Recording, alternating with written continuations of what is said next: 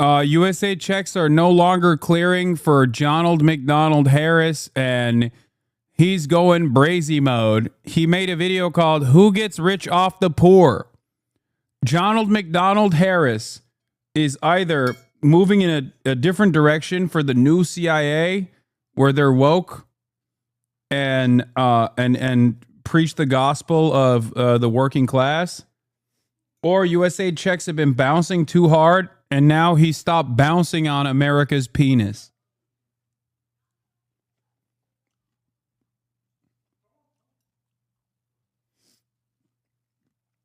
Donald McDonald's socialism arc. Okay, I'm obviously memeing. We'll see what he says. I suspect that there's still stuff in here that I will disagree with.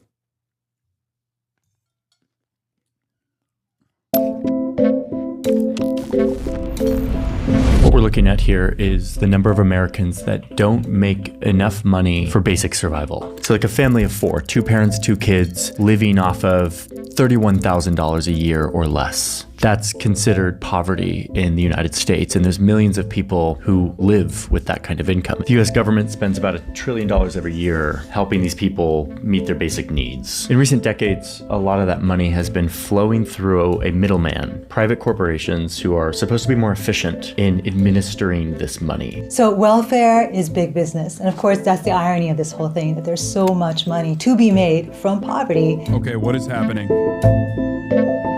What the hell is going on? I'm scared. I'm scared. Why is he talking about this? I'm scared, chat.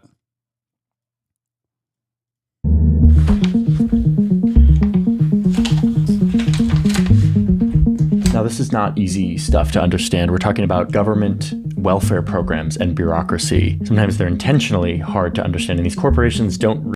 If the Chi-Coms gave this man money before they gave me money, I swear to God, I'll do a Alex Jones pivot, by the way. I'm being so for real. Do you understand me? You will hear anti-Chinese propaganda like you've never heard before out of sheer envy. I have been your most loyal servant for almost a decade. If you were to take me off the list because you've gotten the propaganda for free and instead fund and funnel money into the likes of former CIA agents like Donald McDonald, I swear to God, I'll drop this whole thing. I'll forget about Chinese century of prosperity overnight. You understand me?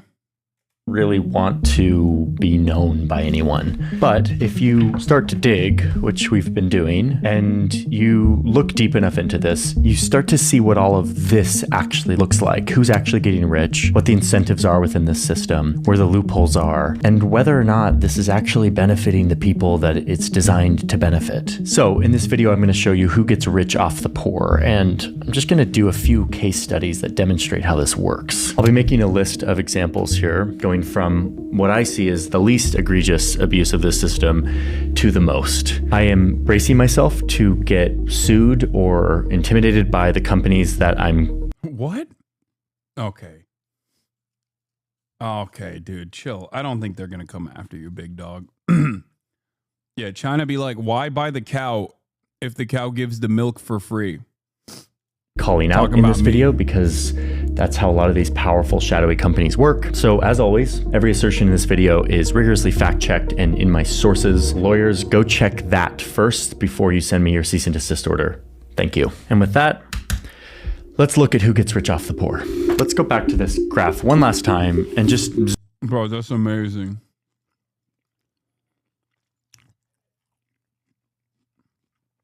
What is it in the minds of people? Unless you're just LARPing, what is in the minds of people that, like, when they hear a guy finally say, like, you know, capitalism's kind of fucked up. Like, it's got to be a meme, right? Like, there's no way this guy's being for real. Like, Johnny Harris is a capitalist, dude. How the fuck is it that when he goes, hey man, there's a lot of private enterprise here that takes advantage of the welfare state, effectively working as a middleman and underserving the already underserved working poor, and motherfuckers immediately be like, oh, Air Max. There's an element of truth to this. No, there isn't an element of truth to it. What the fuck are you talking about? This guy was literally trolling. You're stupid. You're so stupid that you fell for a guy who was being facetious. You admitted that your moral system is so broken fundamentally that a guy who is literally fibbing, okay, is actually, there's a hidden kernel of truth in that. No, there isn't.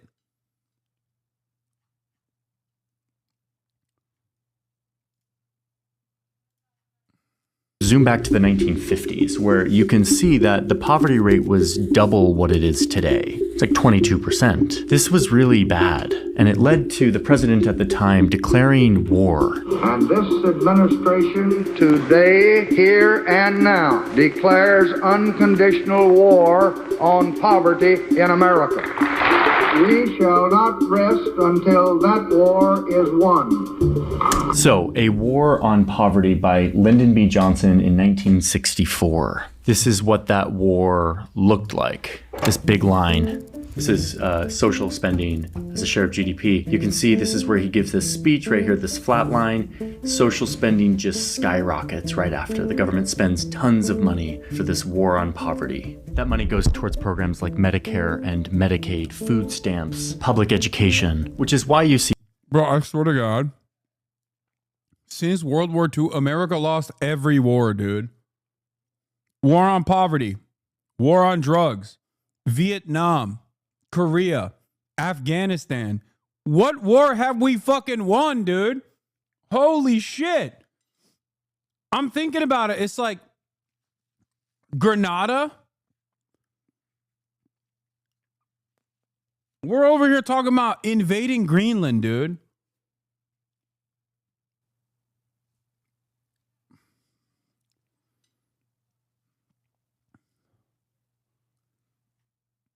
It's crazy. The last time we won a war, we got fucking straight hard carried by the USSR.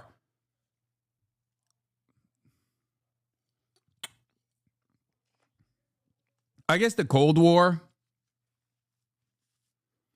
That's the one long war of attrition.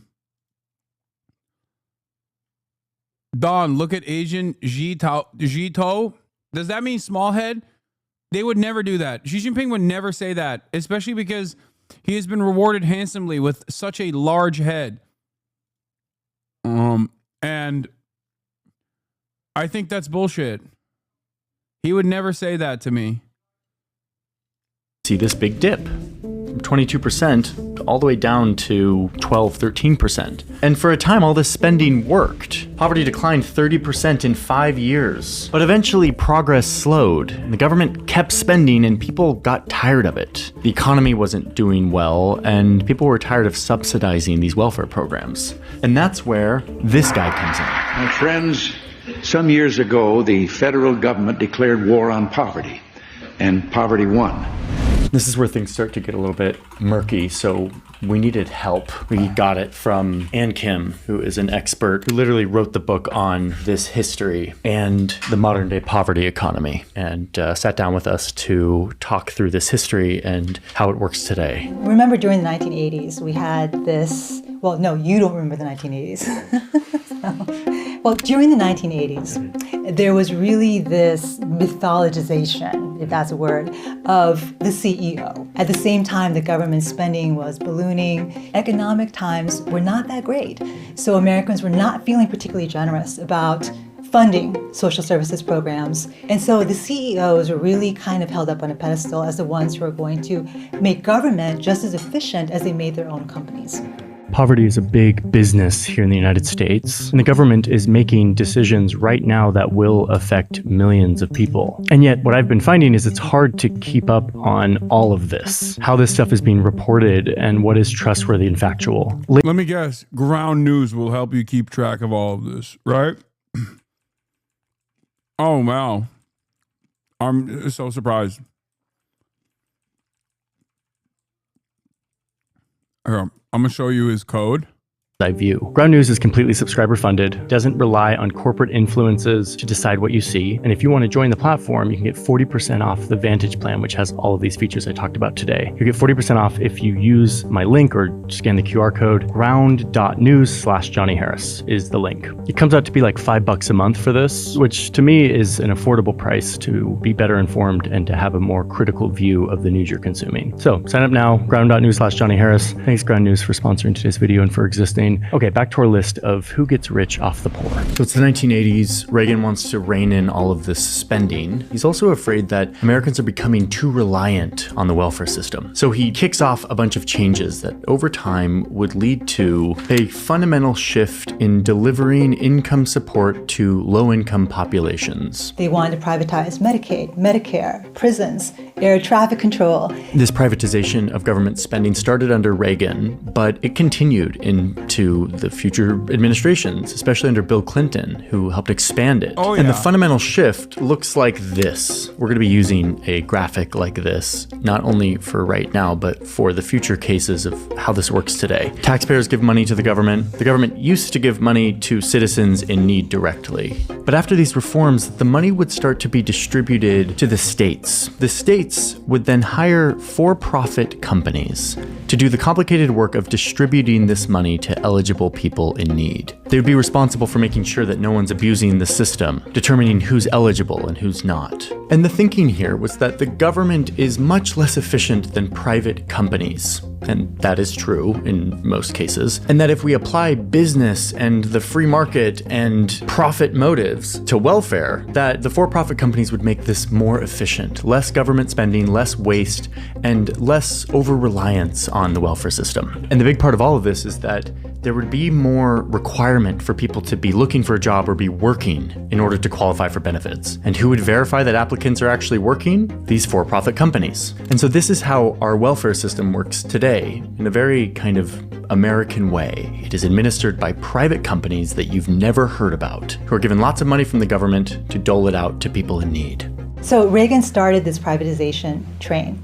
And it was really President Bill Clinton who not only hopped on board that train, but got it accelerating to its destination, which was total privatization of a lot of social services in America. Okay, so that's the context here. It's been 45 years since this big experiment began of privatizing our welfare system. And I've always wondered, did this work? So that's sort of been the curiosity at the heart of this No. story. Is government more efficient? Are we saving money? Is this helping vulnerable populations in a more efficient way? The answer is, in some cases, yes. There have been positive outcomes of outsourcing to contractors within the welfare system and public spending. A good example of that is food stamps that used to come in these paper coupons, but now are delivered electronically on a debit card. This is more. The government could do that. There is literally no need for that to be handled privately. The government could do that. Every single thing that people say, oh, in this private-public partnership, privatization actually was truly beneficial. No, you're just paying an expensive middleman who year over year is going to increase the prices and greatly expand the amount of money spent on social welfare while still offering the same, if not a diminished level of social welfare.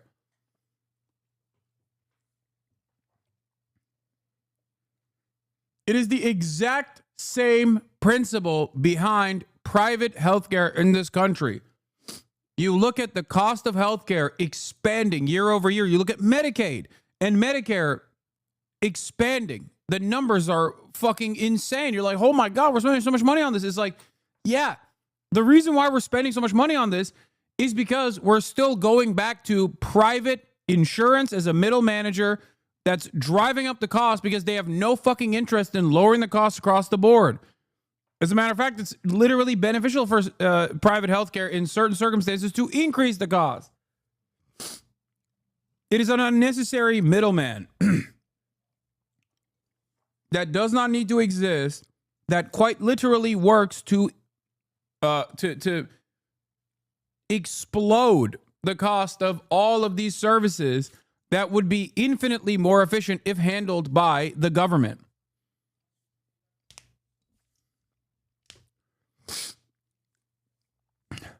America and the private-public partnership in the United States of America is one of the biggest nuisances. It truly contributes to our GDP skyrocketing. It really does. It is one of the major reasons why our GDP is as vast as it is, as large as it is. Having said that, however, the services at the end state on the client side are still dog shit. So we spend more than everybody else, and we get worse or even less money, less monetary help, or less services, a diminished service at the end on the client side in comparison to other places. All that does is create an economy around expensive middlemen that should not even fucking exist.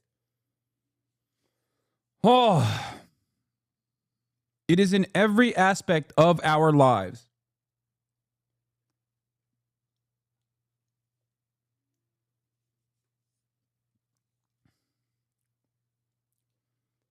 I despise it. Genuine question. Why do you not think Ronald Reagan is the worst president of all time? I do. What are you talking about? Ronald Reagan is the worst American president, I would say, even though there's a long list of evil demons, including slave owners. I think Ronald Reagan's impact on America and the globe as a whole is tough to beat. It's him and George W. Bush that have done untold amounts of pain to the entirety of the planet. Reagan himself was a product of his era, of course. Simply just an actor working alongside the international vision of neoliberalism.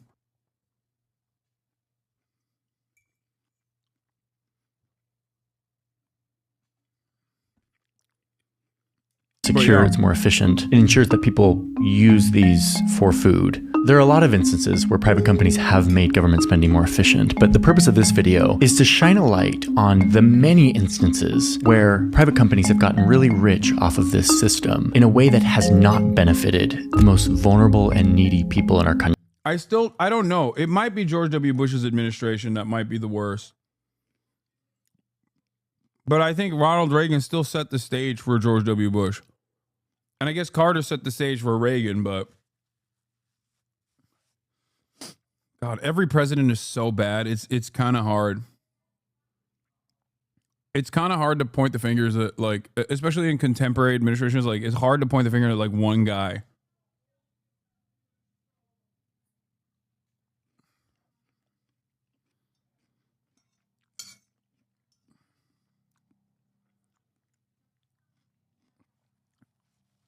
Who's the best president? FDR.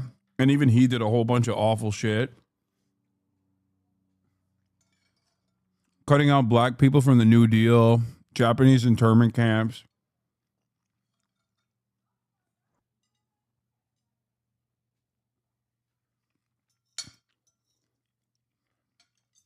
But it's not even close.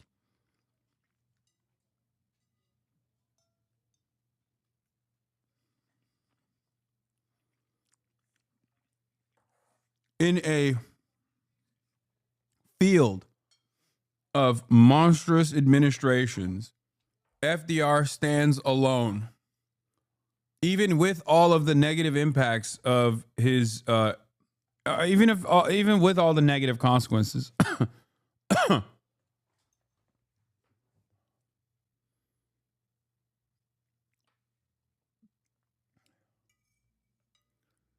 Abe Lincoln was pretty good too. Even though he also had, again, a bunch of issues. What about Lincoln? Yeah, Abe Lincoln was pretty solid.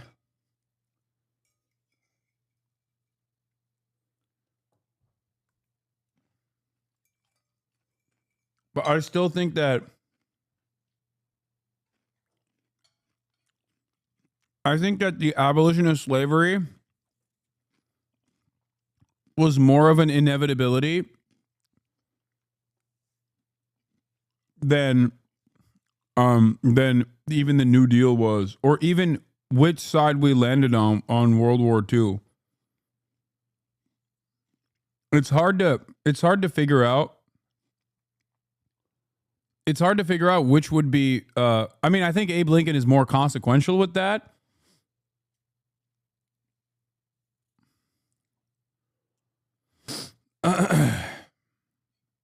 But I don't know.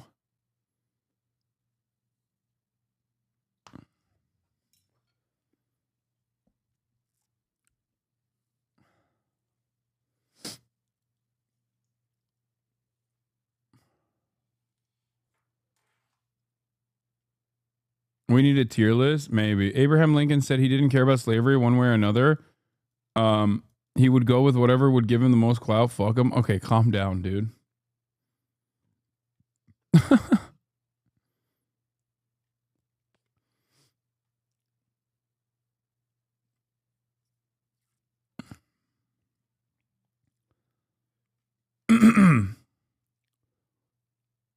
All right, let's keep going. Country, the poor, the elderly, children in need, the disabled. So finally, the reason you clicked on this video, let's draw up this list of who gets rich off the poor. And for that, I'm gonna need to look at all these papers, so we need more space. Let's go to the big table.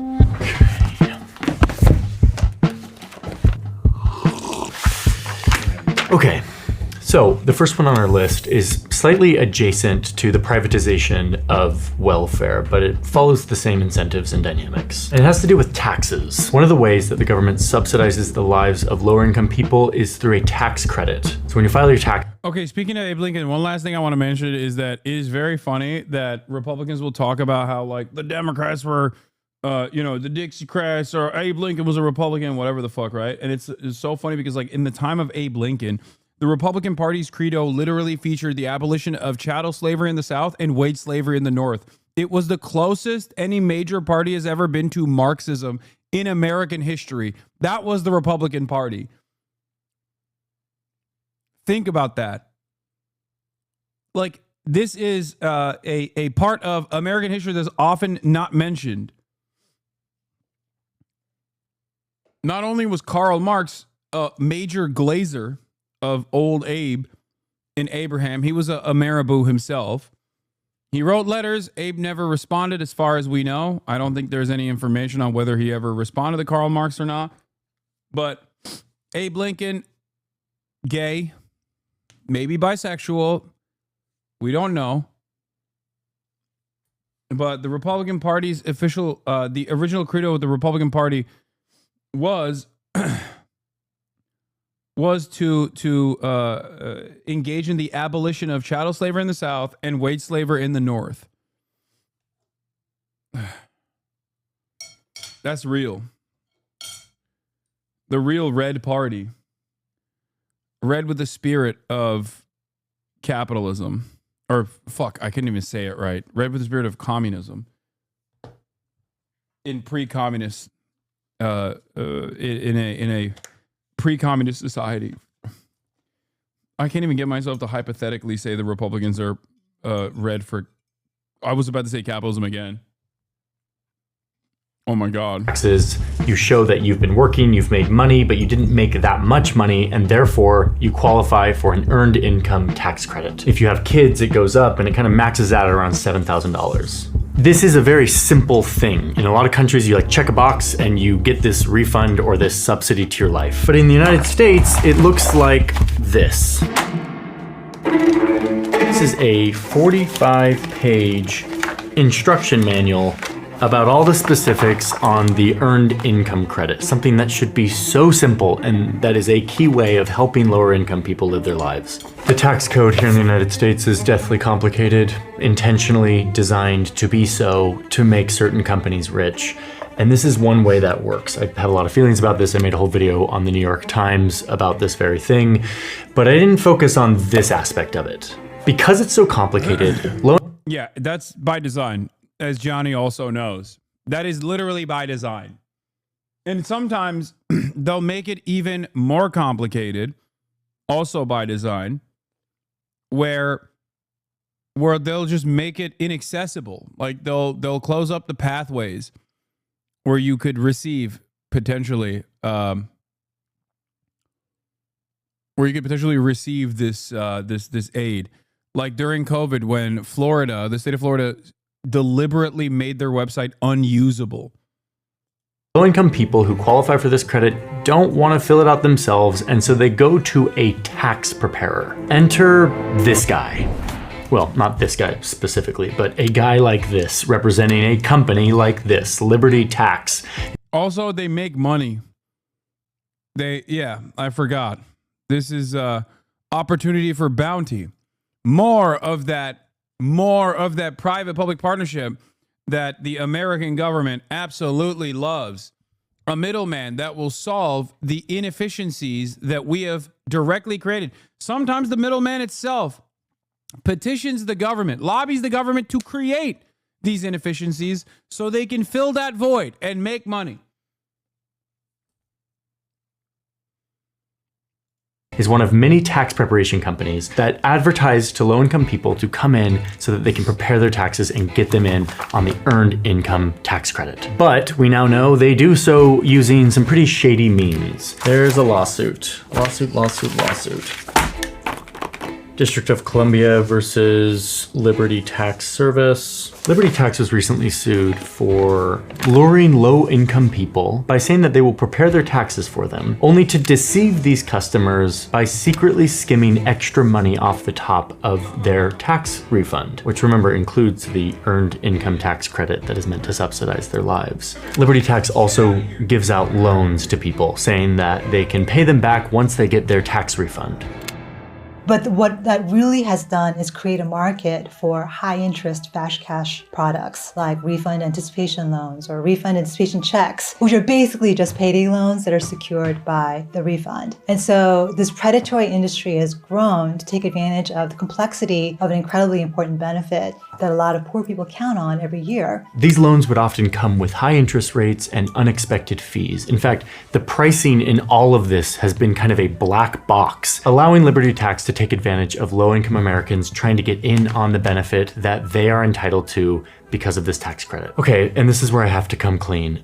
I worked for this company. Not for very long, and not in any high position. I was one of these Statue of Liberty guys. One winter, I was home from university waiting for a security clearance for an internship at NATO, and I needed money. And so I found this job being the Statue of Liberty holding this sign. I didn't know what the sign said, okay? But it probably said something like, "Need money today? Apply for a $500 to $6,250 easy advance."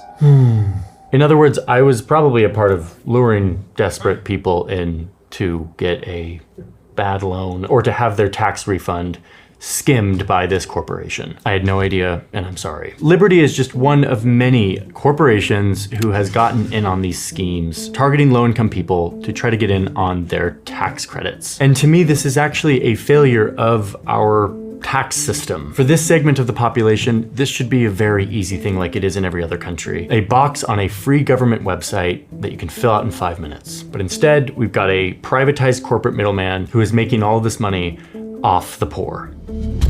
Okay, number 2, housing.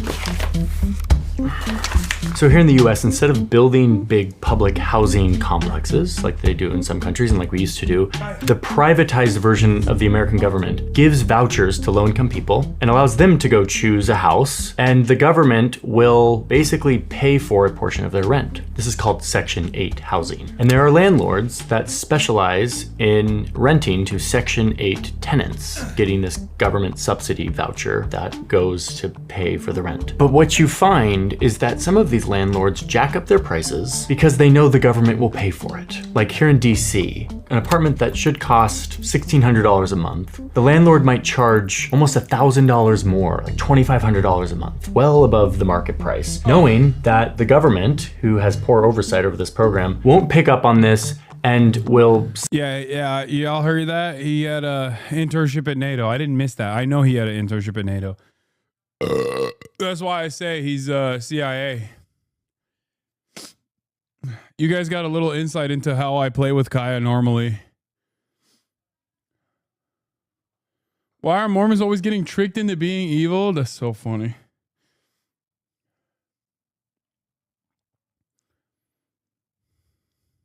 Beat her ass like that. Subsidize that inflated price. Don't you use minoxidil? Is it not poisonous for your dog? No, I feed her minoxidil every day. It's fine. She likes it. She likes the taste of it. Yeah, dude. I put it in my head. And then I also fucking... Not only do I put it on my head, but I also wash my hands after applying it because I know it is poisonous for my dog.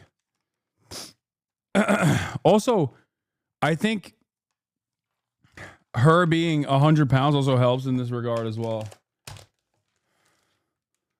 But I've never had her be anywhere near the minoxidil.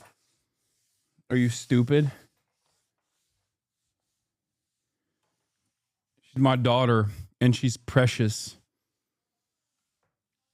It's so funny when people try to test me on my dog training and my dog welfare when like she is the best trained dog you've ever seen. Why would your assumption be that I would ever put her life at risk?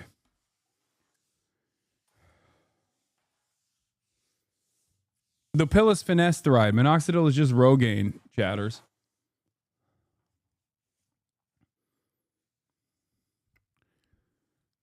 What if your dog starts balding? I will have to give her minoxidil then. I'm kidding. Now, I'm not just making this up. Those are real numbers from an investigation here in DC by the Washington Post, who found that the DC government is overpaying thousands of apartments to the tune of $1 million every month here in Little DC. But this is happening all over the country, enriching landlords while depleting the assisted housing fund, all while distorting the market. Like, this is not free market. This is a totally distorted thing. Number 3 on our list is corporate middlemen, which is kind of a big section. I'll try to work through it fairly concisely, but it's kind of the biggest one here. This is where a lot of people get really rich off the poor. Remember from our history section just a few moments ago that Ronald Reagan shook up the welfare system by, instead of giving... Ronald McDonald Reagan. Money directly to people in need, instead giving it to the states, who would then give it to a corporate middleman who would then distribute it. And that corporate middleman also had to kind of determine the eligibility of people, making sure they're working or they're looking for a job. And all of that is a lot of work, and these corporations were the ones to be doing it. So these are the folks who are getting government contracts to act as government in running welfare programs. They're basically agents of the government. They're mercenaries for the public sector. They're making huge decisions that benefit the everyday lives of low-income people. One of these companies, for instance, was a company called Maximus, which is one of the largest welfare services providers today. They had revenues of about $88 million in 1995, and just a few years later, their revenues are already up to $500 million. And today, just shave your head. There's a little unknown toxic side effect of Rogaine. It destroys joints and cartilage. And I know you know this. Wait, what? Is there? I didn't know that. And no, I'm not going to fucking shave my head, dude. What are you talking about? they're a $4.9 billion business. Now, this was exactly the point for Reagan and his reformers. These corporate middlemen were supposed to be much more efficient in administering this government money. And indeed, they are for-profit companies and they operate much more efficiently than the government itself, cutting costs and looking for ways to do things more efficiently. But let's remember, this is not like a normal corporation like McDonald's that is selling a product to a customer that can go somewhere else. Let's see what happens. A few years ago, Maximus took... I hope he's going to say efficiency in this process just means diminished services, right? Like efficiency for McDonald's, one can make the argument is good or something. I don't know. I'm not in favor of efficiency in private corporations either, because in many circumstances, efficiency simply means increasing productivity and displacing the pre-existing labor force and keeping prices relatively low. But in terms of efficiency in a private-public sector arrangement, that literally means diminished services, finding ways to not pay people, and also maximizing the pay that you're getting from the government. Took over Tennessee's health insurance program, state-run health insurance program. It's called Medicaid. And what you saw is that many children and elderly people very quickly were booted out of the program. They were found ineligible. There was a 23% increase. Say goodbye to streaming. If you take DHT blockers, no one will watch you. DHT blockers will ruin your energy levels and ruin your streaming career. I don't know if you know this, but since I started taking DHT blockers approximately 6 years ago, I went from 300 viewers to 30,000. So I think the exact opposite has happened. In the number of uninsured children in the state. What is going on, dude? What the fuck's happening in the chat? I've been pretty open about taking minoxidil and finasteride for literally 6+ years. Are you guys just trying to stun lock me or some shit? That's more than any other state at the time, 2018. It took me a while to get my head around this. Like, why would a for-profit company want to kick children and old people off of the state health insurance program? I'll explain in just a sec, but let's look at one more example. In 2016, Maximus took over the Medicaid program in Kansas. And soon thereafter, applicants started to see huge delays in their applications. Backlogs started to build up, which, remember what we're talking about here. This isn't abstract. This is vulnerable people, in this case, mostly elderly people, not being able to access their basic health needs for weeks and sometimes months because their application was pending for a very long time, meaning Maximus was working on it, but presumably very slowly. And that's because children and low-income people and elderly people are not Maximus's customer. They do not have an incentive to serve those people, partly because those people can't go anywhere else. Those people think that they're interacting with the government. They don't know who Maximus is. And mostly because their main job is to get more government contracts and then to cut costs so that they can capture as much of that government contract as profit. So in this case, what that means is cutting staff, making it as cheap as possible to process these applications. This answers my question about why a company like Maximus would want to get people off the rolls, to deem them ineligible for these benefits, because it's cheaper for them. They are motivated to find people who do not qualify and to pare down their list so they have fewer people to work on, which is less cost for them. So yes, there is cost cutting and efficiency that's happening here, but it happens to be at the expense of vulnerable, needy people who the government is trying to give money to. Now, actually, I don't blame Maximus very much for this. I don't think they're bad people. I think they provide a very useful service in most cases. We should expect a corporation to behave like this. The definition of a for-profit corporation is someone who does everything in their... Wait a minute. No. Hold up. Let him cook. Wait. Hold up. Is he refusing to ascribe a moral imperative and simply saying that this is how capitalism is, only helping you arrive at the conclusion that it is an immoral system in and of itself?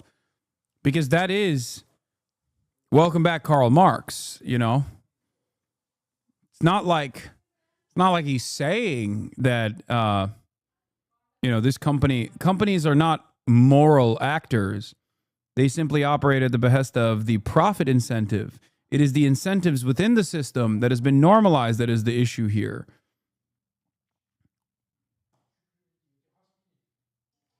Just saying. Their power to make money for their company. That is their job. So without proper oversight and competition and regulation and performance review, these corporations should be... Oh my God. Oh, damn. My bad. It's not the private-public partnership that is at fault here. It's simply that the government hasn't regulated it appropriately. Oh, man. If only there was more regulation from the government, and then there would be more abundance. expected to minimize. Yeah. He turned it around and said, real capitalism hasn't been tried yet. I mean, he's not like a fucking libertarian or whatever. I think he's more so a social democrat.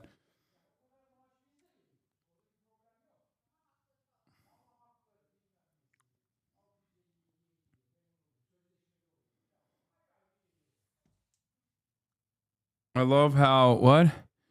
Dodge is reversing what Reagan. I love how minimize the Dodge is reversing what resources Reagan they did. have to put into processing applications and administering benefits. Yeah, and what we need is a public-private partner who can oversee the profits for the middlemen. What we need is more middlemen. That's right.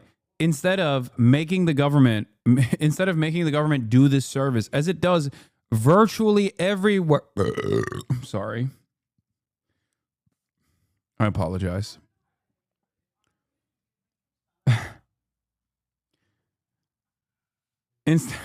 Stop sniffing. Stop sniffing. You're gross. Yeah. Anyway, instead of having the government seize control over these initiatives as it has in virtually every other competent and comparable OECD nation, we need another middleman, maybe even a private one that is just like a regulatory agency that regulates the regulators, I think. And then we can hire more people.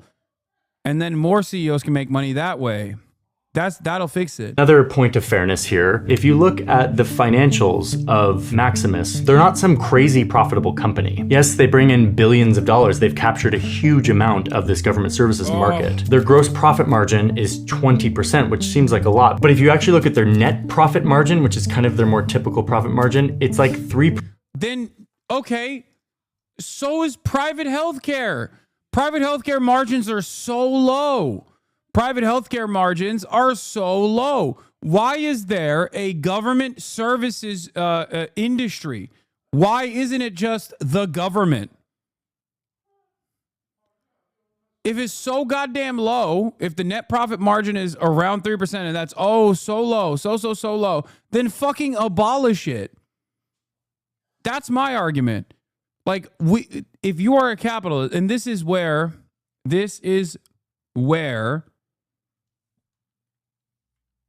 I think the capitalist dogma shelters you from recognizing the truth.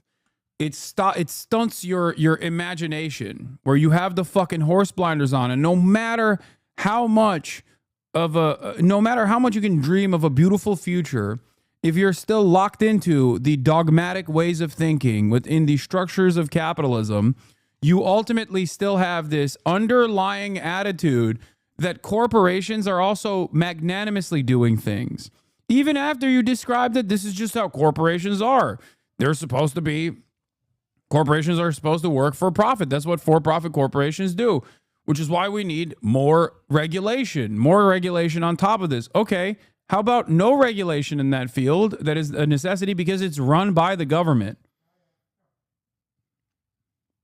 That's a pretty poor performance for a company. They're not insanely profitable. The CEO did make $7.3 million last year in full compensation, and they did spend over $1 million in lobbying and funding elections. My point here is corporate middlemen who administer welfare are not robber barons, and they're not running some corrupt scheme, but they are for-profit corporations who will cut costs where they can. And if they're not held accountable for doing that, the people who suffer are the people who are already vulnerable and needy in our country, which is what all these programs are meant to help. Because they're one of only a handful of companies that are in this business, you can get away with a lot of behaviors that may not fly in a more competitive marketplace. I remember interacting with these companies. I didn't know I was interacting with them until I started reporting the story, but when my son was like 1.5, he was diagnosed with autism, and we started to look around for services, realized our insurance didn't cover anything, so we went to Medicaid. Dude, This is why we watch Donald McDonald, Mr. CIA Harris, okay? The reason why we watch him is because we disagree with him, chatters. That's the whole point.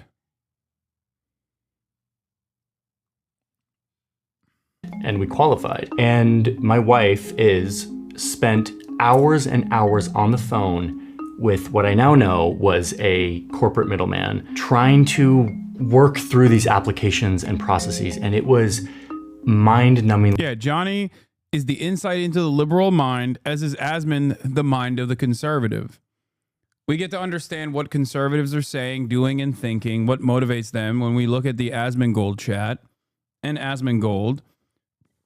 Just as it's important to understand the fascinating mind of a liberal, Johnny Harris gives us a fair insight.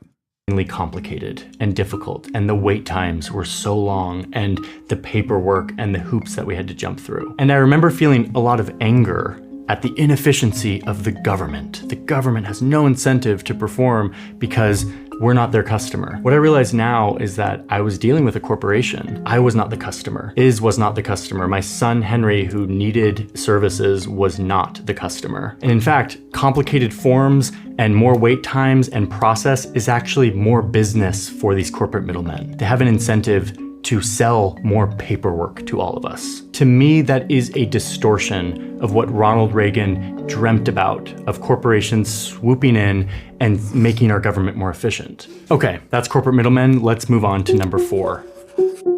Medicaid dentists. Now, I've had some positive experiences with Medicaid. When I was a freshly married, in my young 20s university student with no insurance, and we had our first baby, I got hit with a $10,000 bill from the hospital and freaked out and went to the billing department at the hospital.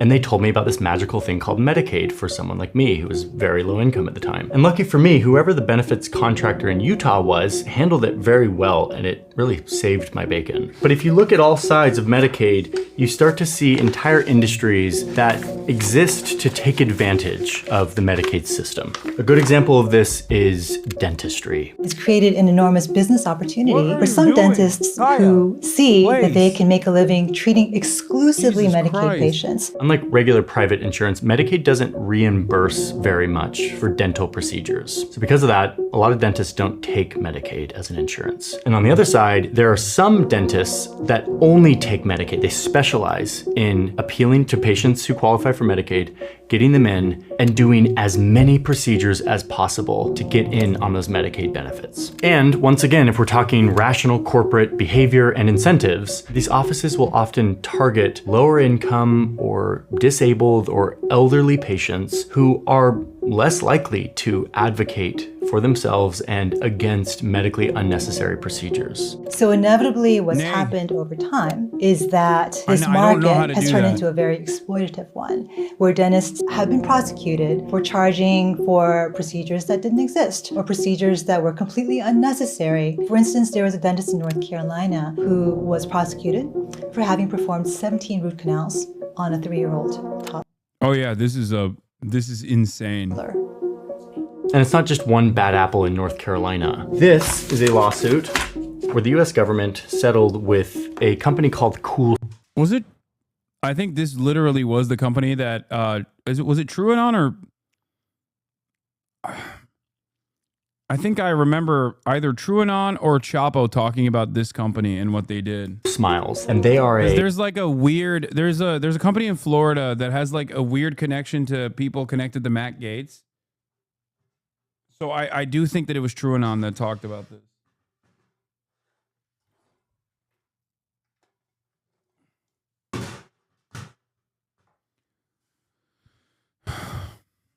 Yeah, the 17 root canals on a baby is like something that I recall hearing. a Medicaid-specific dental franchise who had to pay close to $24 million because an investigation found that they were performing dental operations that were not medically necessary. They were taking advantage of poor patients in order to get more money from Medicaid. According to the lawsuit, they performed tooth extractions, gave out stainless steel crowns, did root canals on babies that did not need them.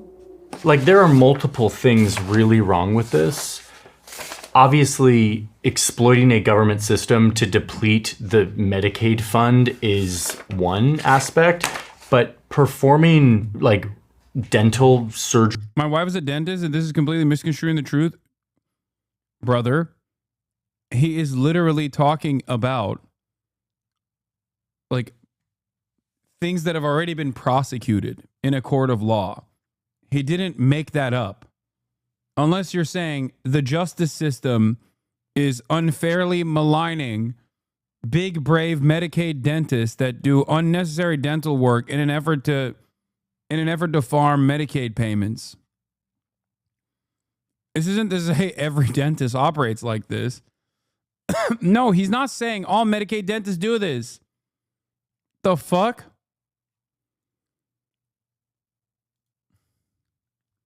Surgeries on people, root canals on babies for money is a level of greed. Unless your wife got prosecuted, in which corporate case exploitation that I cannot really get my head around. But again, in a world where companies will maximize profits, this is to be expected if the incentive structure is set up that way. Let's get to number 5, which is similar to the dental clinics, but it has to do with kidneys. Here in the US, lower income people are disproportionately plagued with kidney failure, a disease where your kidneys fail and your blood can't be cleaned by your kidneys, so you need a machine called a dialysis machine to clean your blood for you. Luckily, since the 70s, the United States now heavily subsidizes people who need dialysis for their... This was ironically Richard Nixon, wasn't it? Am I crazy? Am I misremembering? Yeah, Richard Nixon signed Social Security amendments in 1972, which created the end-stage renal disease. Nixon signed the bill that was experimental at the time to cover all medical expenses for anyone diagnosed with kidney failure. Richard Nixon, Maoist third worldist, opened up China to the world. Remember that. Okay? EPA, kidney dialysis machines for all. Opening up China to the world. Just saying. These are important things to remember when talking about the often misunderstood Nixon regime. Their kidneys. And dialysis is meant to be a temporary intervention while you wait for a kidney transplant. There's always a long waiting list for a kidney transplant, so you're on dialysis until you can get a transplant, which increases your chances of living. It is a wonderful thing that the government subsidizes this because it saves a lot of lives. But inevitably, here comes the exploitation. Overnight, it instantly created an industry opportunity to offer dialysis. Disadvantaged people need more dental work than those who can afford to go every 6 months. Disabled people have more complex dental cases. Dentists should be able to make a living off of Medicaid exclusive work. We need more dentists and access to dental care. Fuck this guy. I think you guys are misunderstanding the point that he's making. I don't think he's talking about every dentist, every Medicaid dentist.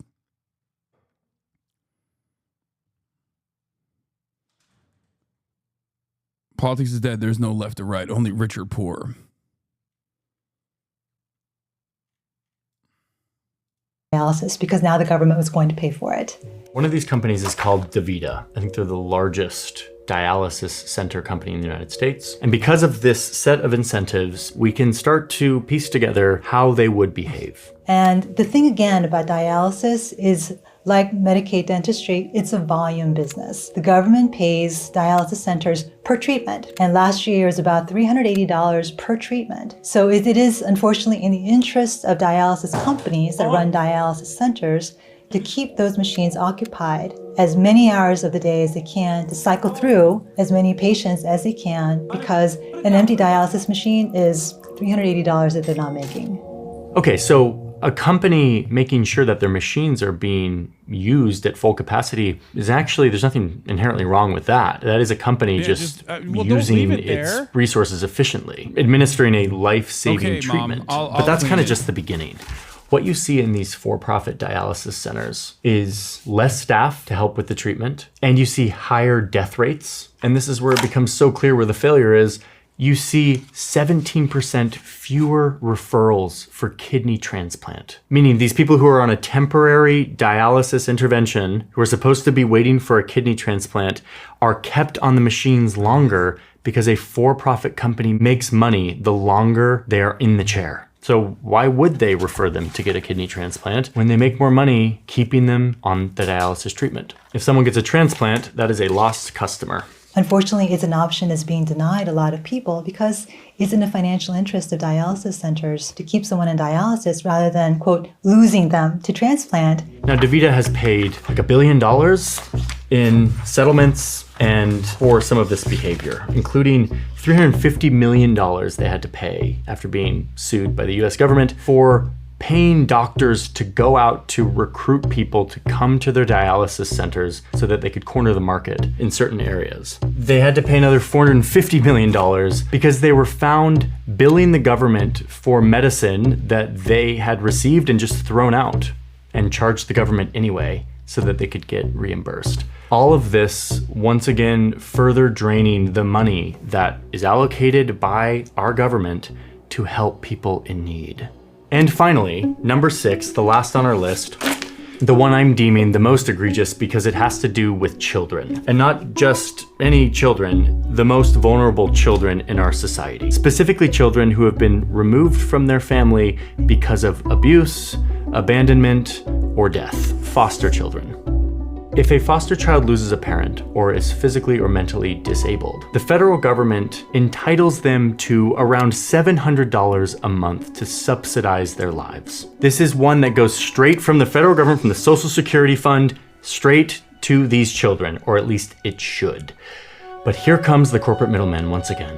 States will often hire corporate middlemen like Maximus, who is in fact a part of this, to look through the databases of foster children to identify which of those children qualify for this benefit, meaning which of these children have a dead parent or are physically or mentally disabled. And then to go through the process of diverting that money. Whoa. Kaya! Kaya! Oh my God. Kaya, please. You're being real bad right now.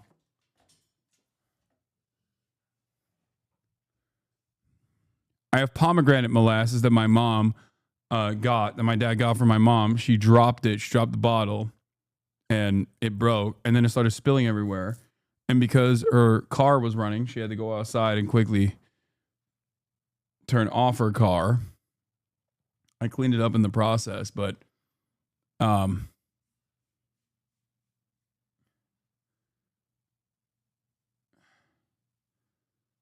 Kaya was running out to go lick the pomegranate molasses. That's what's going on in the background. Away from the children and into state coffers. The state says they're doing this to help supplement the foster care program in their state to help boost their budget. But what feels very icky about this to me is that it creates, once again, a business opportunity for a for-profit company who is incentivized to scour these databases looking for children who qualify for this benefit to divert the money away from them and towards the state. And Maximus gets paid a fee to do this. They're incentivized to do this as a service for the state, to look through these databases and look for children who qualify. There's one NPR report from a while back that reports that the corporate middleman Maximus, who we've talked about at length here, and who I will probably get sued by, would get $1,600 per child that they found who qualified for this benefit. And remember, a child whose parents are dead or who has a physical or mental disability, who's entitled to around $700 a month to supplement their very difficult life. If Maximus finds that child and diverts that money into state coffers, Maximus gets paid $1,600. That was in Alaska. Oh, but it's still going on. In 2018, Washington State worked with Maximus to get $6.89 million of foster children's money. Wisconsin got $4.13 million from their foster children, thanks again to the services of Maximus. Illinois, $18.7 million from foster children. Illinois didn't work with Maximus in this case, but another similar corporate middleman called Diversified Services Network to do the same thing. None of these companies want to be known or spoken out loud. They just sort of operate as like a proxy for the government. This is what they do. This